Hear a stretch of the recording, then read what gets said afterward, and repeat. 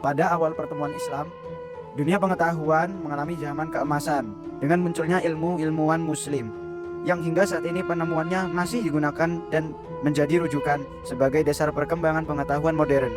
Di antara tokoh ilmuwan muslim itu adalah Muhammad bin Musa al-Khawarizmi atau lebih dikenal dengan Al-Khawarizmi, seorang ilmuwan besar pada masa dinasti Abbasiyah yang lahir sekitar tahun 780 Masehi di kota Khawarizmi, atau yang sekarang bisa disebut juga kota Hifa di Uzbekistan.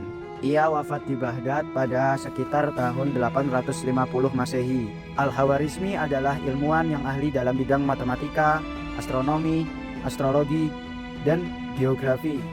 Sejak kecil, Al-Khawarizmi sangat jijik dan bersemangat untuk menuntut ilmu.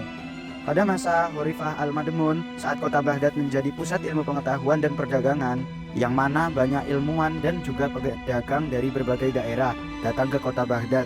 Begitu juga Al-Khawarizmi, ia pergi ke kota Baghdad untuk menuntut ilmu di sana, hingga kemudian ia tumbuh menjadi seorang ilmuwan yang sangat masyhur.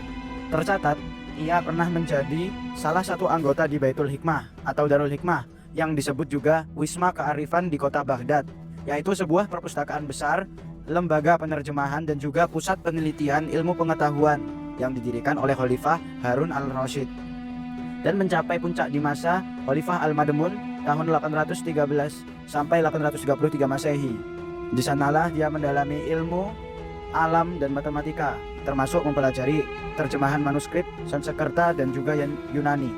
Sepanjang hidupnya ia mengabdi dalam bidang pendidikan dan riset keilmuan, dan banyak penemuan-penemuan penting yang sudah ia torehkan. Salah satu karya terbesar Al-Khawarizmi di bidang matematika adalah algebra. Ia menulis buku Alkitab Al-Mukhtasar fi Hisab Al-Jabar wal Muqawwalah, atau kitab yang merangkum perhitungan, perlengkapan, dan penyeimbang. Pada tahun 830 Masehi, algebra adalah materi yang banyak dipelajari di dunia. Algebra merupakan salah satu cabang matematika yang mempelajari penyederhanaan dan pemecahan masalah menggunakan simbol pembagian, pengganti, konstanta, dan variabel. Kini algebra telah banyak dimanfaatkan di dunia dan menjadi salah satu materi yang wajib diajarkan di sekolah-sekolah. Al-Khawarizmi juga berjasa dalam merumuskan dan menjelaskan dengan detail tabel sinus, kosinus, dan trigonometri. Nah, karena karya-karyanya ini, kemudian Al-Khawarizmi disebut sebagai bapak algebra. Tidak hanya konsep algebra, Al-Khawarizmi juga merupakan orang yang pertama kali menemukan bilangan nol, atau dalam bahasa Arab disebut cipher. Al-Khawarizmi adalah orang pertama yang menjelaskan kegunaan angka-angka termasuk angka nol. Karyanya dalam bidang aritmatika tertulis dalam kitab Al-Jumawat. Tafrik Bisa Bihindi, yaitu sebuah buku tentang penjumlahan dan pengurangan berdasarkan kalkulasi Hindu. Ia memperkenalkan penggunaan angka Hindu 1-9 dan angka 0. Ia juga membahas asal-usul angka serta sejarah angka-angka yang sekarang sedang digunakan di seluruh dunia. Melalui karya-karyanya inilah orang-orang Eropa belajar menggunakan angka 0 untuk memudahkan menghitung puluhan, ratusan, ribuan, dan seterusnya. Di dalam karyanya itu juga Al-Khawarizmi mengenalkan konsep algoritma. Algoritma adalah langkah-langkah yang logis mengenai penyelesaian masalah yang disusun secara sistematis. Algoritma merupakan jantung ilmu informatika komputer. Maka tanpa adanya algoritma ini, mungkin tidak akan ada teknologi komputer seperti sekarang ini.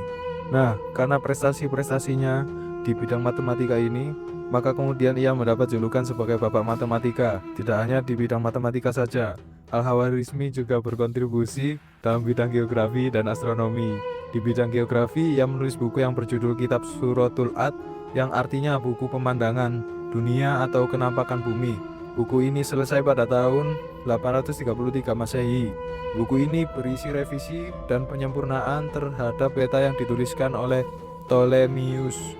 Al-Khawarizmi juga pernah memimpin proyek pembuatan peta dunia untuk Khalifah Al-Ma'mun dan berpartisipasi dalam proyek peta dunia bersama dengan 70 ahli geografi lainnya. Di bidang astronomi, Al-Khawarizmi juga memiliki karya yang fenomenal yang dibuktikan dengan adanya karya yang berubah tabel-tabel astronomi. Nah, itulah setrat prestasi yang telah ditorehkan oleh Al-Khawarizmi. Semoga kita dapat meneladani kegiatan dan semangatnya dalam belajar.